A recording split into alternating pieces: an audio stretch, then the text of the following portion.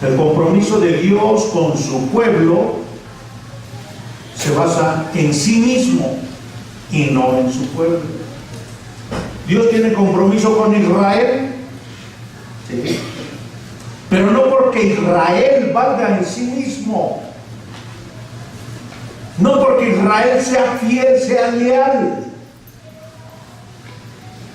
sino porque Dios puso su nombre sobre ese pueblo.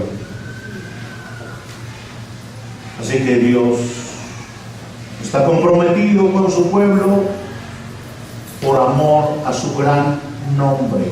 Así lo dice el primer libro de Samuel, capítulo 12, versículo 22.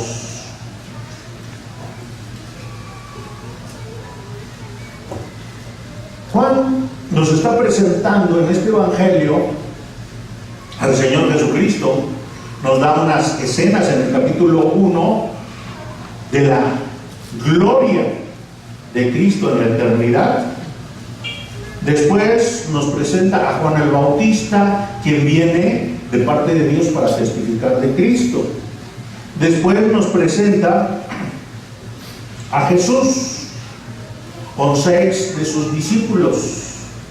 Después, llegando al capítulo 2, nos presenta a Jesús con la primera señal, el primer indicativo para que las personas estén creyendo en Cristo. Cristo es el Salvador.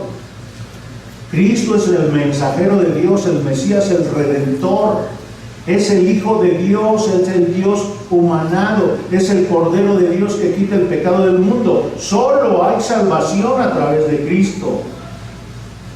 Realmente ese es el propósito de todo el libro de San Juan. ¿Se acuerdan ustedes del texto que da sentido al propósito que Juan utiliza para señalar su propósito en el capítulo 20, versículo 31?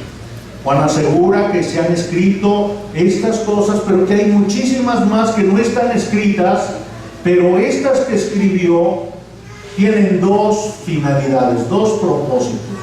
Número uno, que crean. ¿Qué deben creer? Deben creer que Jesús es el Cristo, Jesús es el Mesías, Jesús es el Redentor, el Salvador. Pero también Jesús es el Hijo de Dios. Esto significa, es Dios mismo. Ese es el primer propósito.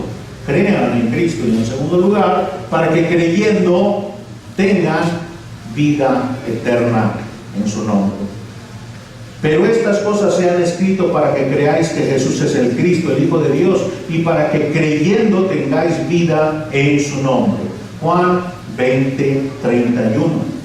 Jesús entonces está siendo presentado a través de todo este libro en continuas imágenes, fotografías, descripciones, sucesos, señales, para que todas las personas, todos los judíos en todas las naciones observen al Señor Jesús como el Redentor, como Dios mismo que viene a este mundo a buscar a los pecadores para llevarlos al cielo.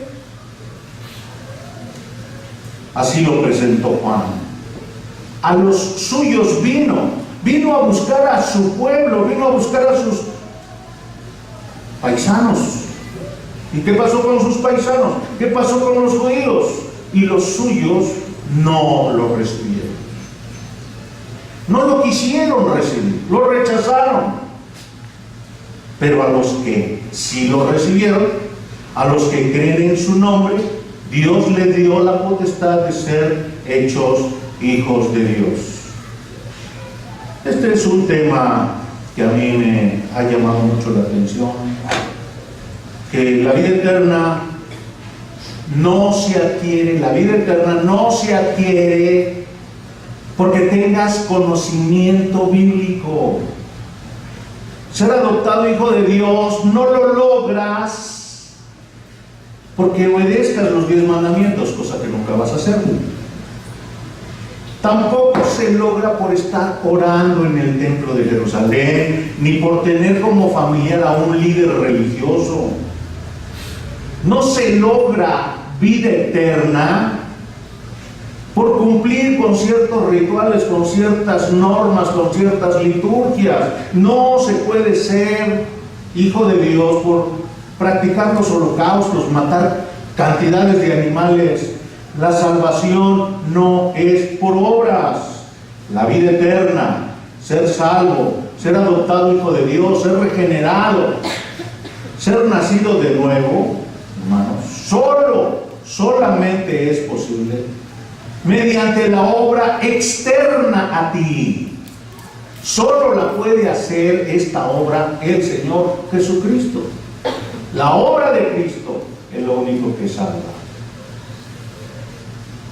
Qué triste que haya personas engañadas que, creyendo porque ya tienen un conocimiento, porque memorizaron ciertos versículos, pero teniendo una vida de demonio, creen que ya son salvos, creen que Dios ya los rescató, pues más cerca del infierno están.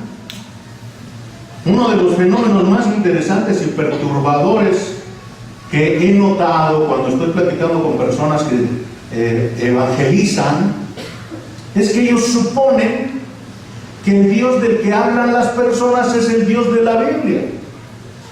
Eso es totalmente falso. Suponen que las personas conocen a Dios, pero están equivocados. El Dios de los incrédulos no es el Dios de la Biblia. El Dios de los incrédulos es un Dios conformado a su carácter, a sus pensamientos, a sus emociones, a sus razonamientos. El Dios de la Biblia no depende de eso. El Dios de la Biblia dice cómo es Él. ¿Qué es Él? Antes de conocer el texto bíblico, pues yo tuve algún acercamiento con la Biblia. Y fíjense nada más qué error, en qué ignorancia vivía yo. Yo creía que el Dios del Antiguo Testamento era un Dios castigador, cruel, voluble. Era un Dios tirano, egoísta, que se autoexaltaba. Pero el Dios del Nuevo Testamento era otro Dios.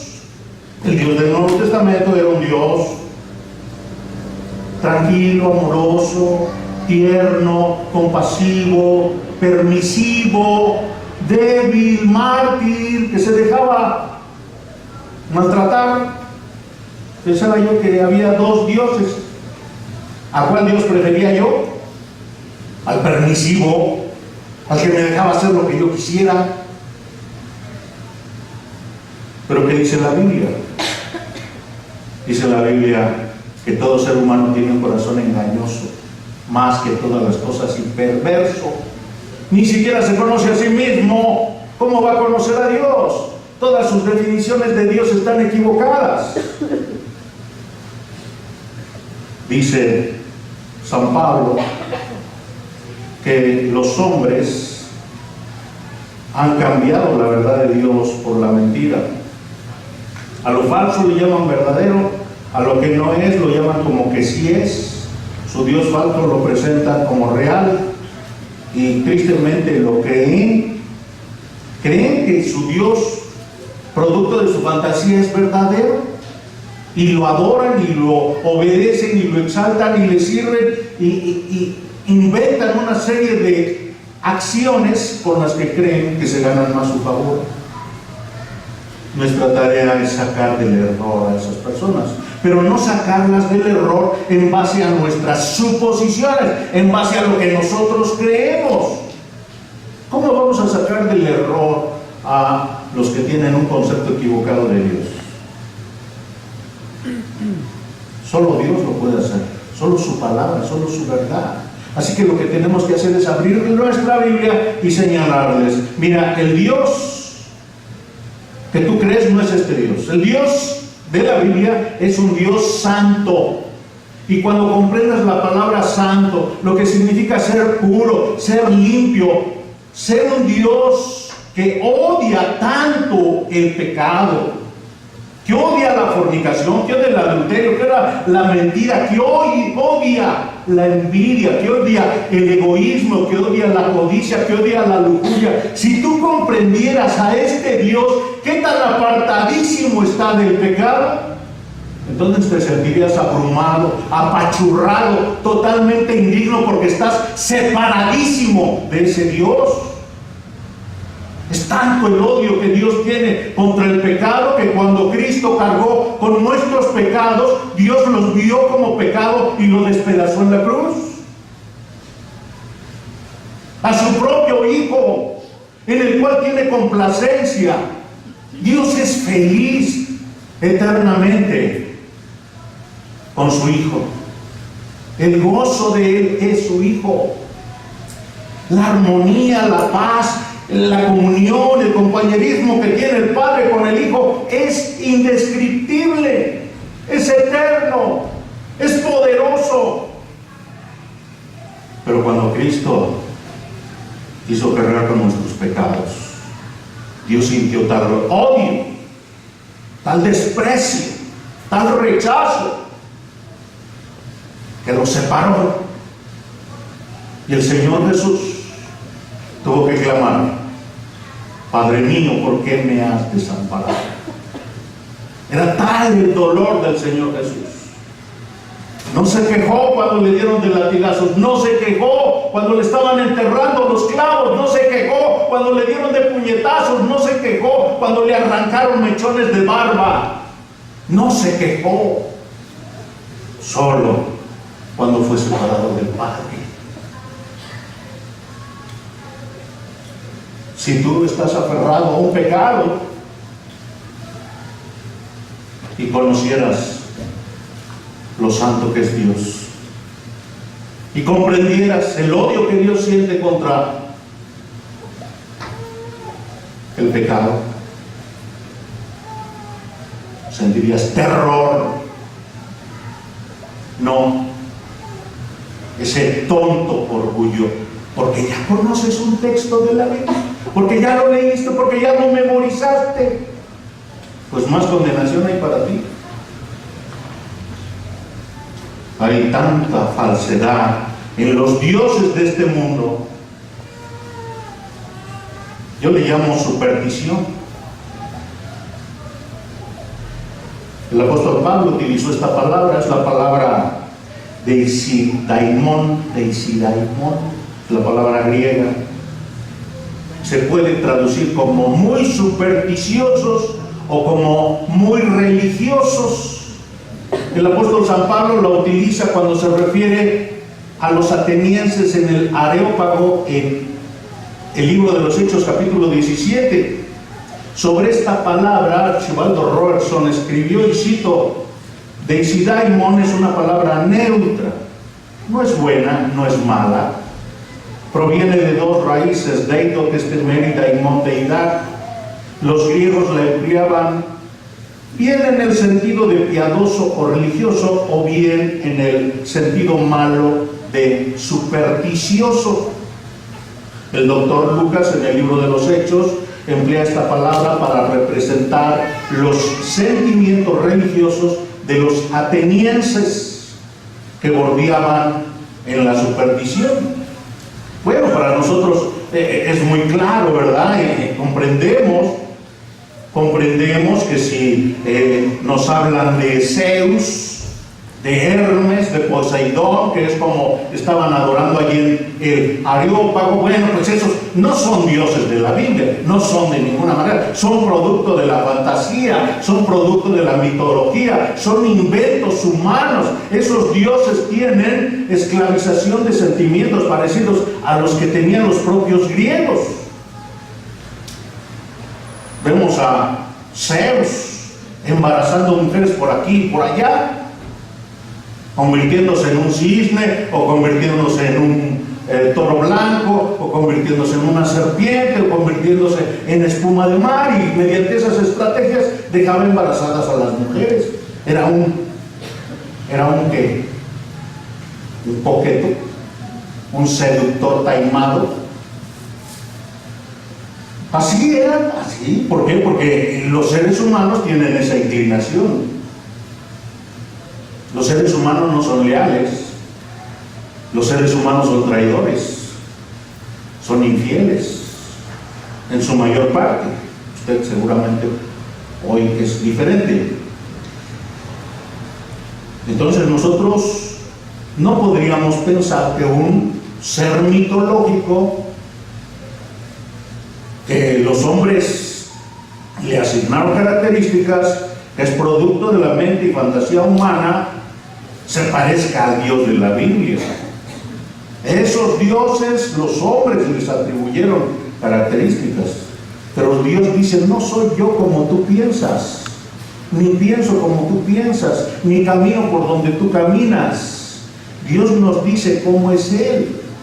Dios nos dice cómo es Él. Y lo primero que debemos hacer cuando estamos hablando con personas que no han entregado su vida a Cristo, que su vida realmente demuestra que no tienen temor de Dios, es presentarles al Dios de la Biblia. Esa es nuestra responsabilidad, que ellos vayan comprendiendo cuáles son las características que Dios dice que Él tiene, y de esta manera combatir esas ideas equivocadas, erróneas.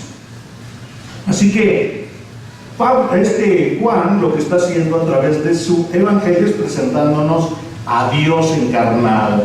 Este Dios encarnado es eterno, es el Verbo, es luz, es vida. Este Dios de la Biblia es el unigénito del Padre, es la gloria del Padre, es la verdad del Padre, es la gracia del Padre, es el Cordero de Dios que quita el pecado del mundo. Este es el Cristo, es el Mesías, es el Maestro. Este Jesús es Dios que vino a buscar a los hombres para llevarnos al reino del Padre. Y este Jesús tiene tal pasión, tal compromiso, tal consagración, tal convicción por el honor de Dios, que siente una ira terrible, siente un ardor, un enojo tremendo, porque profanan el templo de Jerusalén. Porque en el templo de Jerusalén está involucrado el nombre de su Padre. Recordemos lo que dice Juan capítulo 1, versículo 12. Dice el texto, Juan capítulo 2, versículo 12, dice el texto: descendieron a Capernaum. Hasta aquí un momento, por favor. Después de esto, ¿qué es esto? Después de las bodas de Canaán, descendieron a Capernaum. ¿Por qué dice descendieron? Bueno, Canaán, que fue donde sucedieron las bodas previas de los versículos 1 al 11, Canaán está a una altitud aproximada de entre 500 y 700 metros sobre el nivel del mar. Y el mar de Galilea está a 200 metros bajo el nivel del mar. Así que realmente descendieron de la altitud, ¿verdad? Aquí serían entre 700 y 900 metros, bajar hacia donde está el mar. Por eso descendieron. Y dice Él. ¿Quién es Él? Bueno, pues el personaje central de la Biblia, el personaje más importante de la Biblia, el personaje de quien habla la Biblia, es Dios. En este caso es el Señor Jesucristo. Entonces, ¿de quién está hablando? Es de Jesús. Y dice que descendieron Jesús y su madre. Su madre se llama María. Y sus hermanos. Bueno, esta palabra, sus hermanos, ha provocado muchas discusiones. Principalmente ha provenido del lado de los católicos.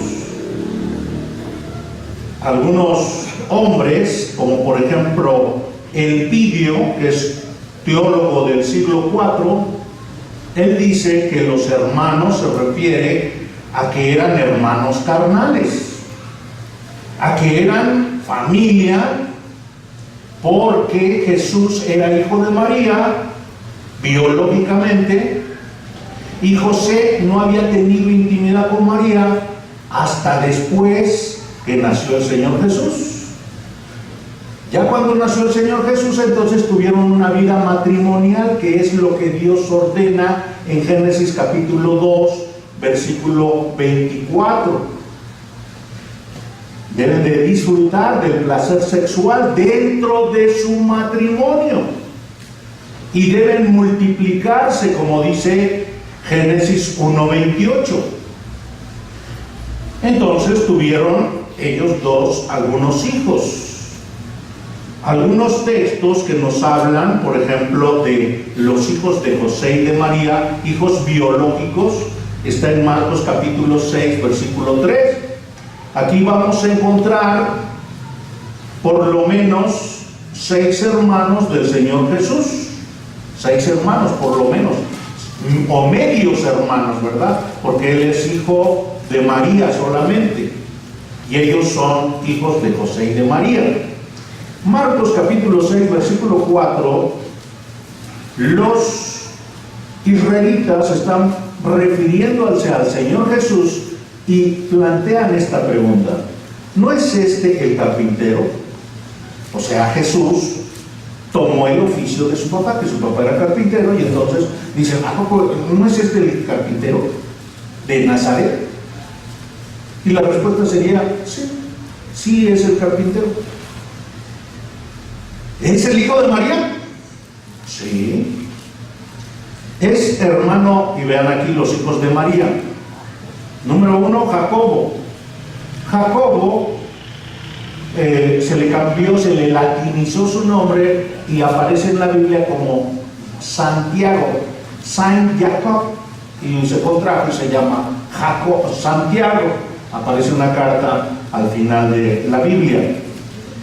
Después el segundo hermano, o medio hermano del Señor Jesús, es José, como el papá, José. Algunos papás tienen esa costumbre, ¿verdad?, de ponerle a sus hijos su nombre. Y luego dice, en tercer lugar, Judas. Judas es el otro medio hermano que también aparece una carta antes de Apocalipsis en la Biblia. Número 4, Simón. Bueno, aquí aparecen entonces 4 medios hermanos del Señor Jesús, hijos de María. Pero noten la siguiente pregunta: ¿no están también aquí con nosotros? Y vea esa palabra en plural, sus hermanas. Entonces Jesús no tenía una media hermana, por lo menos tenía 2 medias hermanas, porque está en plural. Entonces aquí tenemos por lo menos 6 medios hermanos del Señor Jesús.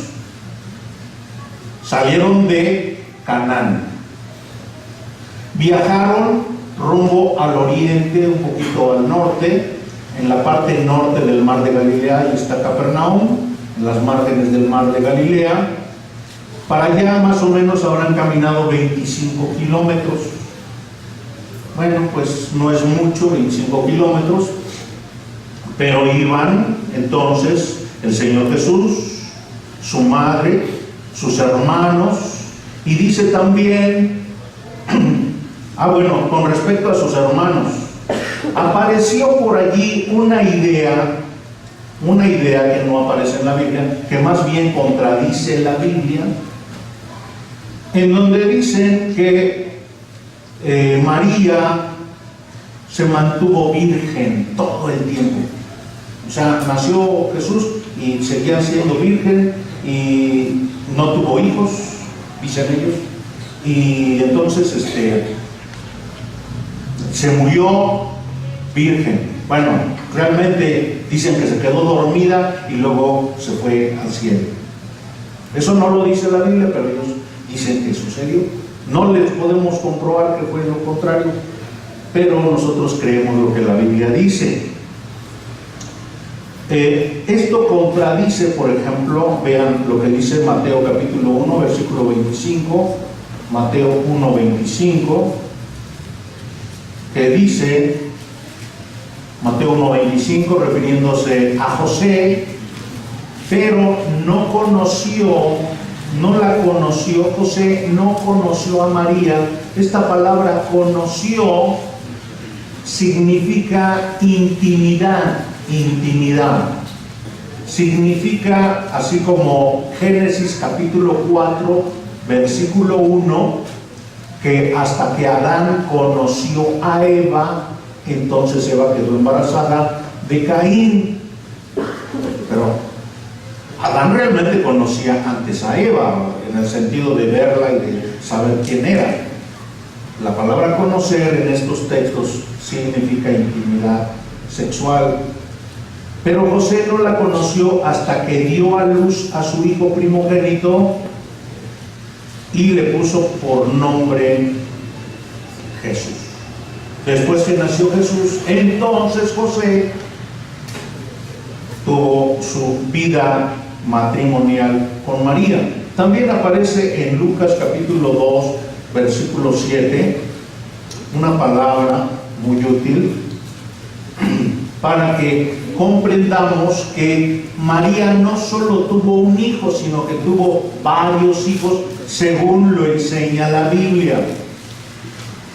Dice Lucas 2:7, y dio a luz a su hijo primogénito.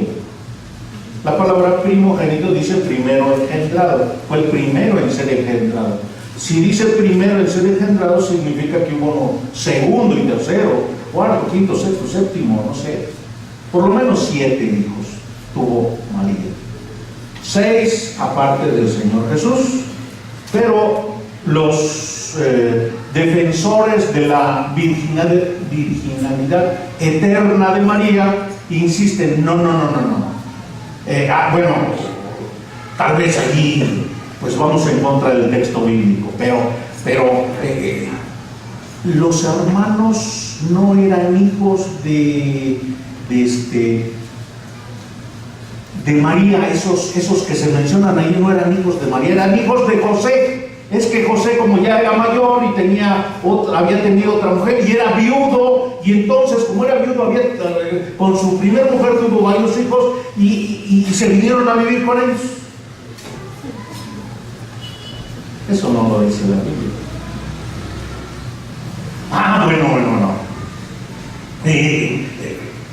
Bueno, una tercera opción, denos oportunidad. Vamos a dar otra oportunidad. La palabra hermanos está mal traducida, debe decir primos. Lo que realmente eran es que tenía otros familiares. Ahí estaba Juan el Bautista, estaba probablemente otros. Pero da la casualidad que en griego, en el idioma griego, hay una palabra para hermano y hay una palabra para primo. Y la palabra que aquí aparece es la de hermano, refiriéndose a una relación consanguínea. Bueno, hay personas que quieren creer la Biblia y otros que quieren discutir con la Biblia. Bueno, aquí regresamos a nuestro texto, Juan capítulo 2, versículo 12. No dice cuáles discípulos estaban acompañando a Jesús. Nosotros, a partir del contexto, entendemos que los discípulos que están acompañando a Jesús son Andrés, Juan, Jacobo, Pedro, Felipe y Natanael. ¿Sí? Entonces es un buen grupo. Se fueron de Caná de Galilea y se fueron allá. Para algunos investigadores, algunos eruditos, dicen que es muy probable que, aunque Jesús había vivido en Nazaret, José había vivido en Nazaret, María había vivido, los muchachos habían vivido en Nazaret, ahora ya vivían en Capernaum y eran vecinos con estos discípulos con los que iban. Porque si nosotros vamos a leer el resto de los textos bíblicos de los evangelios, vamos a descubrir que el lugar, el centro donde el Señor Jesús giraba sus actividades es a partir de Capernaum. No lo dice el texto, estas solo son deducciones de las personas. Entonces, dice el texto que el Señor Jesús tuvo que viajar 200 25 kilómetros de Caná de Capernaum para ir a Jerusalén. Y allá, al llegar a Jerusalén, es cuando nosotros encontramos esta escena de la purificación del templo. Así que me pareció apropiado ponerle como título a esta predicación: la pasión de Jesús por la gloria de Dios Padre. La pasión de Jesús por la gloria de Dios Padre. Juan enseña que el Señor Jesús tiene tal compromiso con la gloria de Dios Padre que tiene que purificar el templo, y esta es una enseñanza que nosotros debemos imitar. Todo dentro del templo de aquel tiempo, el templo se consideraba santificado por Dios, según Mateo capítulo 23, versículo 17. Jesús llama al templo de Jerusalén la casa de Dios en Mateo 12:4. Realmente nosotros podemos entender que Jesús respetaba, honraba este edificio de Jerusalén conocido como el templo. El templo para los judíos de aquel tiempo, los que eran fieles, los que eran devotos, porque por lo menos podemos identificar dos grandes o dos grupos, no sé cuál sería más grande, pero dos grupos, tal vez uno, el más pequeño, el más insignificante, los que seguían a Juan el Bautista, los devotos. Ellos consideraban al templo como su seguridad, la certidumbre de que Dios los continuaba protegiendo. Veamos lo que dice Juan capítulo 2, versículo 13. Dice: estaba cerca la Pascua de los judíos y subió Jesús a Jerusalén. Bueno, aquí otro detalle. Jerusalén está a 734 metros sobre el nivel del mar y Capernaum 200 metros bajo el nivel del mar. Entonces subieron casi 900 y tantos metros de altitud, ¿verdad? Algo así como 1 kilómetro subir, pues es, pero a través de muchos kilómetros, 225 kilómetros. Pero detengámonos en esto, hermanos, por favor, y les voy a pedir que busquen rápidamente estos textos. Juan capítulo 6, versículo 4, y observen que aquí también aparece la palabra Pascua. Pascua. Pareciera ser que Juan nos describe 3 o 4 Pascuas, dependiendo de nuestro entendimiento del texto bíblico. Según Juan 6:4 dice: estaba cerca la Pascua. Naturalmente que esta Pascua de 6:4 no es la misma de 2:13, ¿verdad? Más adelante, capítulo 11, versículo 55, encontramos otra Pascua. 11:55, estaba cerca la Pascua de los judíos. ¿Lo notan? ¿Sí?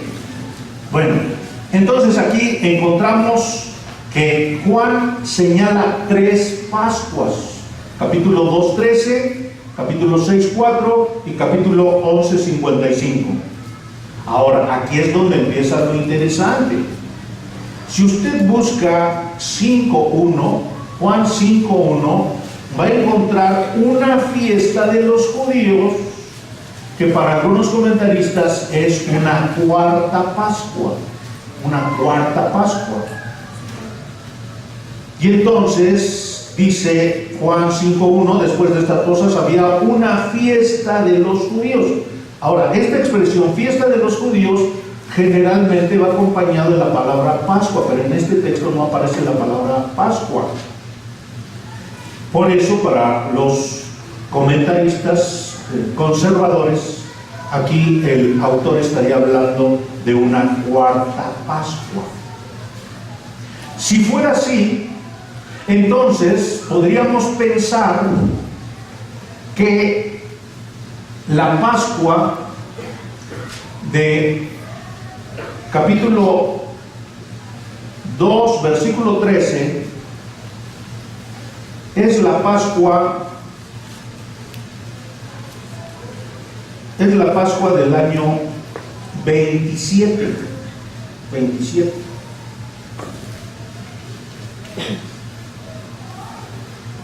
Si aquí en Juan capítulo 2, versículo 13, está hablándose de la Pascua de 2000, del año 27.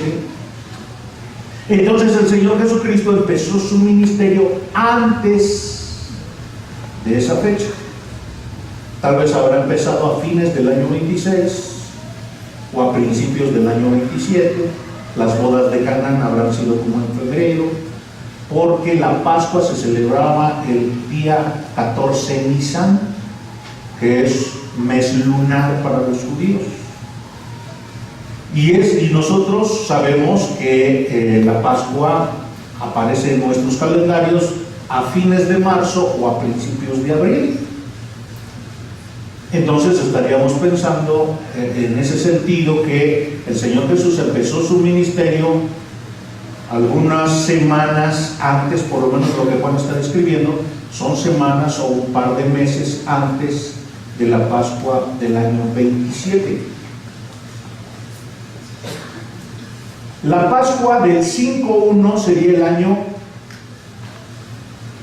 ¿qué año? 28. Y entonces ahí llevamos un año de ministerio. La Pascua del 6-4 sería la tercera Pascua, y ahí llevaremos 2 años de ministerio del Señor. ¿Sí?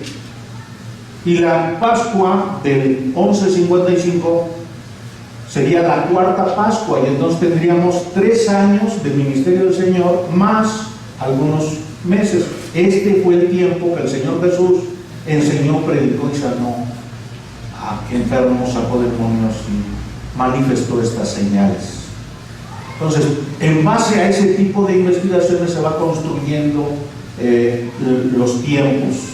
Ahora, muy interesante, la Pascua de 11:55, de Juan 11:55, es la Pascua que se describe en los Evangelios, la última semana aquí en la Biblia, que describe Juan, capítulo 13, 14, 15, 16 y 17.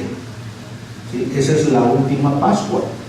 Y en esa Pascua el Señor Jesucristo es sacrificado en la cruz del Calvario como Cordero de Dios. Nos regresamos a nuestro texto y observamos algunos otros detalles. Versículo 14, observamos la profanación. Juan 2:14, y halló en el templo a los que vendían bueyes, vendían ovejas y vendían palomas, y otro grupo, y a los cambistas allí sentados. Los judíos temerosos de Dios, que vivían en diferentes regiones del Imperio Romano, venían a Jerusalén una vez al año para celebrar la Pascua, celebrar la liberación que el pueblo judío había tenido de Egipto, y también mezclaban con otra celebración que eran los panes sin levadura, y este festejo duraba 7 días. Para que vinieran de lugares tan distantes era problemático traer sus animalitos, traer su cordero, traer su becerro, traer lo que iban a hacer para el sacrificio. Entonces normalmente los tenía que comprar en Jerusalén. En Jerusalén había construcción del templo propiamente, el lugar santo, el lugar santísimo. Había otros atrios, atrio de los sacerdotes, de las mujeres, y había otro atrio muy grande que se llamaba el atrio de los gentiles. Bueno, pues el atrio de los gentiles se inundó, se llenó de comerciantes. Ahí tenían a las reses, tenían a los borregos, a los chivos, tenían allí su gran mercado, se convirtió en mercado.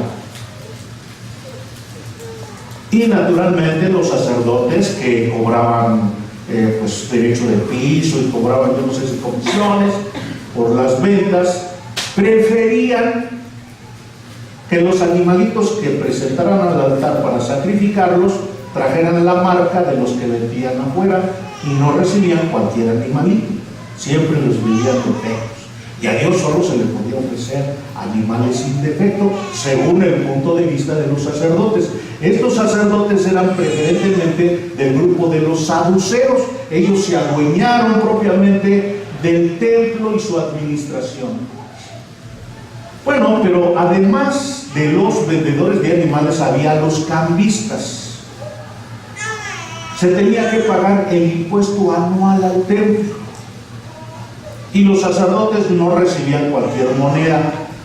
Su argumento era el siguiente: es que todas las monedas que no son de Jerusalén, que ustedes traen, siempre traen la esfinge grabada de su rey. Y aquí en el templo, pues solo podemos aceptar a nuestro Dios, entonces solo aceptamos las monedas de aquí. Así que todos tenían que cambiar sus monedas para que se recibieran en el templo sus impuestos. Y los cambistas, pues ahí se aprovechaban porque cobraban una alta comisión por el cambio de moneda. Así que se convirtió esto en un negocio redondo. Y esa es la característica de la religión en Jerusalén. Los saduceos habían convertido en un negocio el templo.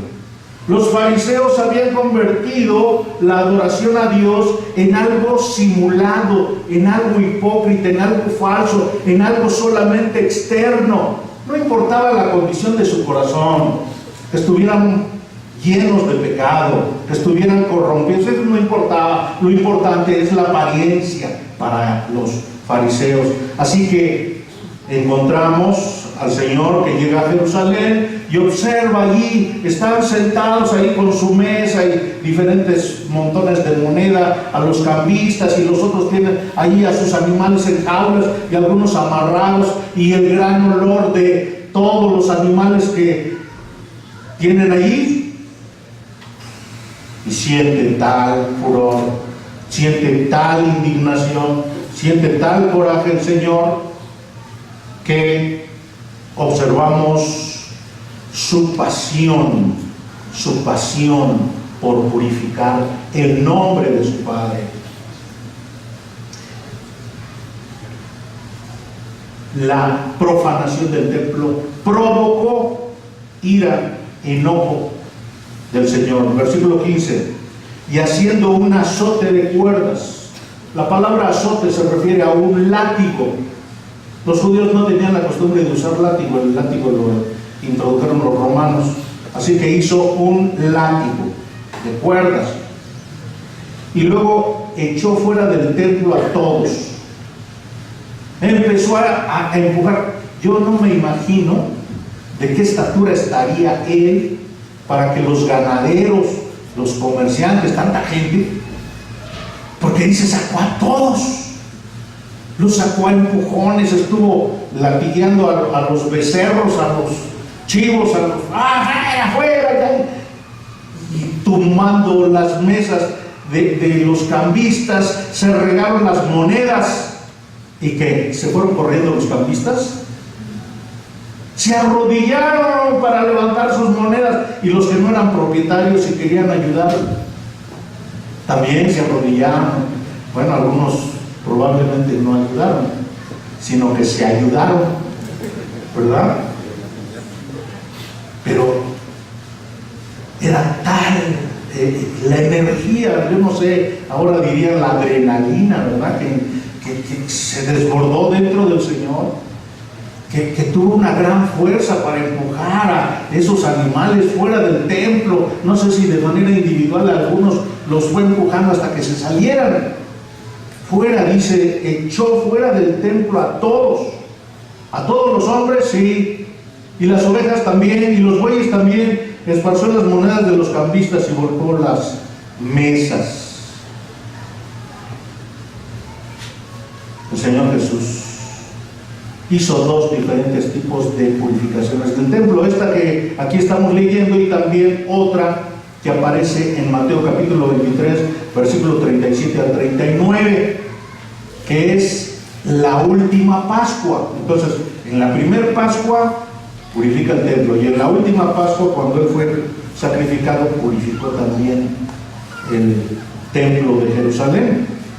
El pastor MacArthur, refiriéndose a esta escena, explicó, y cito: la purificación del templo fue un primer cumplimiento de Malaquías 3, capítulos del 1 al 3, y de Zacarías 14, 20 y 21, que habla de la purificación de la adoración religiosa del pueblo efectuada por el Mesías. Fin de la cita. El pueblo judío necesitaba ser purificado porque sus ideas de Dios se fueron corrompiendo. Habían leído la Biblia, pero se fueron quedando con sus rituales, con sus ceremonias, con sus holocaustos, y fueron sacando a Dios de su corazón y de su adoración. Su adoración entonces se había pervertido, se había corrompido.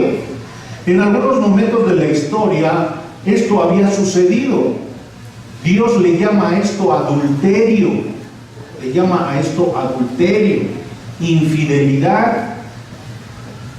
Por ejemplo, en Jeremías, él, portando el mensaje de Dios, dijo: porque los hijos de Judá han hecho lo malo ante mis ojos, dice Jehová. Pusieron sus abominaciones en la casa sobre la cual fue invocado mi nombre, amancillándola. Jeremías 7:30. Ezequiel también pudo ver la manera como se cometió profanación en el templo de Jerusalén. Él escribió en Ezequiel 8:16: y me llevó, refiriéndose a Dios, al atrio de adentro de la casa de Jehová, y aquí junto a la entrada del templo de Jehová, entre la entrada y el altar, como 25 varones, sus espaldas vueltas al templo de Jehová, y sus rostros hacia el oriente, y adoraban al sol, postrándose al oriente. Dentro del propio templo de Jerusalén, adorando al sol en lugar de adorar a Dios. Sofonías también advirtió que Dios estaba lleno de ira por este adulterio que estaba cometiendo Israel al estar contaminando su templo. Sofonías 3:4: sus profetas son livianos, hombres prevaricadores, sus sacerdotes contaminaron el santuario, falsearon la ley. El Señor Jesús por eso dijo: han hecho cueva de ladrones, han hecho la casa de oración, la casa de adoración, la casa en donde deberían de tener comunión con Dios, la convirtieron en un centro de mercadería. El rey Manasés, segundo de Crónicas 33:7, puso una imagen fundida dentro de la casa de Dios. El rey Sadaquías participó junto con sacerdotes, los más importantes, contaminaron el templo, segunda de Crónicas 36:14. También todos los principales sacerdotes y el pueblo aumentaron la iniquidad, siguiendo todas las abominaciones de las naciones y contaminando la casa de Jehová, la cual él había santificado en Jerusalén. Todo el tiempo este pueblo duro de cerviz, con un corazón cada vez más encallecido, más endurecido, sin comprender a qué tipo de Dios deberían de adorar, estuvieron ofendiendo. Juan capítulo 2, versículo 16: y dijo a los que vendían palomas: quitad de aquí esto, no hagáis de la casa de mi padre casa de mercado. La palabra mercado proviene de una raíz que es la palabra mercancía. En el mercado lo que se hace es intercambio de mercancías. Las monedas es una mercancía y todos los objetos producidos también son una mercancía. Entonces hay intercambio de mercancías. Eso significa mercados. Los comerciantes inconversos solo tienen un Dios. Los comerciantes inconversos solo tienen un Dios. Díganme ustedes, ¿cuál es su Dios? El dinero. Todo lo que tocan lo convierten en mercancía. El amor a la madre lo convierten en mercancía. La basura lo convierten en mercancía. El amor a Dios lo convierten en mercancía. Todo lo convierten en mercancía. Y no les interesa estar engañando a la gente. No les interesa estarles vendiendo figuras de la muerte, o figuras del diablo, o figuras de la pirámide de Egipto. Lo importante es que se la crean. Crean que estos objetos que hicieron con manos sucias, pecaminosas, tienen algún poder, y entonces los compren. Y la gente es supersticiosa porque va y lo compra. Y le empieza a creer que ese pedazo de plástico, ese pedazo de yeso, ese pedazo de madera, ese pedazo de fierro, tiene algún poder. Dice Dios, sepárese quienes creen en ellos a sus propias imágenes. Entonces los comerciantes incrédulos, lo que les importaba era la ganancia, el dinero. Y si para eso se prestaban los sacerdotes del templo de Jerusalén, pues entonces están haciendo su agosto, como decimos aquí. Y quienes adoraban, quienes eran fieles, quienes eran devotos, quienes de veras amaban a Dios, llegaban allí y se encontraban con esta corrupción. Pues los meros que deberían enseñarnos cómo se debe relacionar el hombre con Dios, los sacerdotes, ¿en qué actividades están involucrados? Eran tropezados. Por eso el Señor se sentía indignado, furioso. Versículo 17, entonces se acordaron sus discípulos, que está escrito, el celo de tu casa me consume. Celo es compromiso. Un compromiso apasionado es arder de deseos de que no se trate con indignidad a Dios. Ahora ustedes han de saber que el celo en la Biblia puede tener un sentido negativo y uno positivo. Hay un celo que es injusto. El celo no razonable, el celo pervertido, el celo que esclaviza al hombre y que convierte al objeto del amor en esclava también. Por ejemplo, en el caso de hombres, ¿saben que hay hombres celosos, no? Irrazonables, sin fundamento. Son unos tiranos contra ellos mismos y contra otra persona, ¿no? La esclavizan, la tiranizan. En el caso de la relación con Dios, hay un celo mal dirigido cuando en lugar de adorar y servir a Dios, se adora y se sirve a cualquier cosa menos a Dios. El apóstol Pablo habló de los judíos. Dice, yo testifico que los judíos tienen celo por Dios, pero este celo no tiene conocimiento de Dios, está mal fundado. Esto lo dice Romanos capítulo 10, versículos 2 y 3, porque ellos le atribuyen a sus obras, le atribuyen a sus actitudes religiosas tal poder que ignoran la justicia de Dios, ignoran a Cristo, lo hacen a un lado, no existe, desaparece, lo pisotean, lo ocultan. Dice, no, lo que vale la pena es nuestra práctica, nuestras obras, nuestras actividades, nuestros rituales. Le atribuyen a los objetos tal valor y niegan que Jesucristo, siendo Dios, sea el único que salva. Pero hay un celo que proviene de Dios. Dios tiene celo por su nombre. Primer libro de Samuel, capítulo 12, versículo 22. Por amor a su gran nombre, el Señor no rechazará a su pueblo. Lo que más ama a Dios es a Él mismo. Lo que más glorifica a Dios es a Él mismo. Lo que más honra, lo que más estima, lo más valioso para Dios es Él mismo. Por lo tanto, el Señor Jesucristo, ¿qué es lo que más estimaba? ¿Qué es lo que más admiraba? ¿Qué es lo que más respetaba? ¿Qué es lo que más apreciaba? ¿Qué es lo que más honraba? Al Padre. Busque por favor, y con esto vamos a terminar, capítulo 17, versículo 26 del Evangelio de San Juan.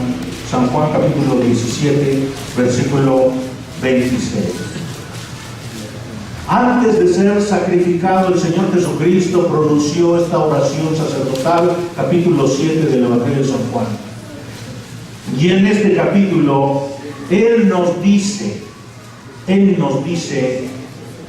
que cada uno de nosotros debemos tener celo por Dios. Y les he dado a conocer tu nombre, se dirige a Dios, y lo daré a conocer aún. ¿Por qué Cristo vino a evangelizar? ¿Por qué Cristo vino a llamar a todos al arrepentimiento?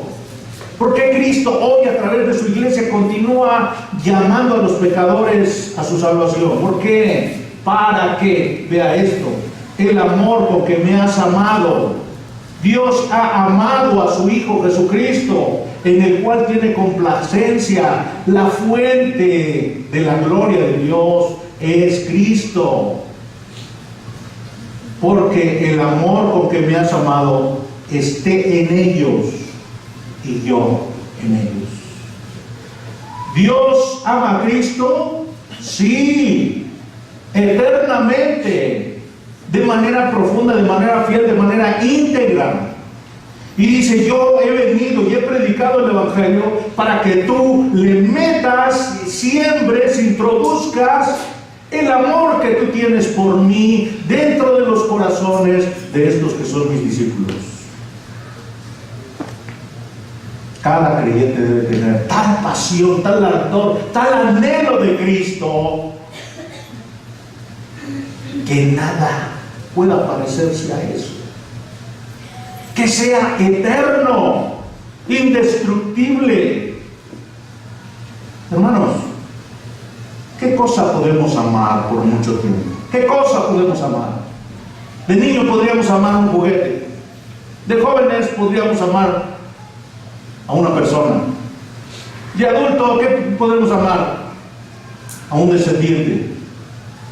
¿Qué podemos amar por mucho tiempo? Hermanos, tenemos un corazón que ama, pero por fugaces, por instantes. Ni tenemos la energía, ni el poder, ni la capacidad para ser perdurables en nuestro amor. Pero no existe tampoco nada que sea tan valioso como para que lo estimemos por mucho tiempo. Pero cuando Dios inserta dentro del corazón del creyente amor por Cristo, celo por Cristo, esta persona tiene lo más valioso del universo, lo más perdurable, lo más poderoso.